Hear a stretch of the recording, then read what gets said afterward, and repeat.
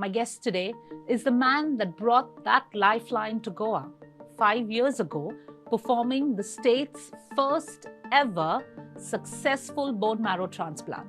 For certain conditions, this bone marrow get affected due to certain diseases, cancerous or non-cancerous.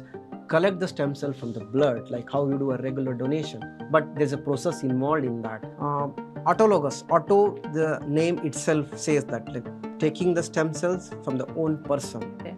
In allogenic, where we select a donor, most of the times it's a family member.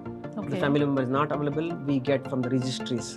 We post the information, the HLA is the test which we do, human leukocyte antigen, to know that so-and-so person is going to match. There's hardly any harm to the donor, but the donor has to go through certain process. He has to take certain injections to increase his stem cells and then donate. Transplant, we do something called as pre-transplant, a transplant period, and a post-transplant.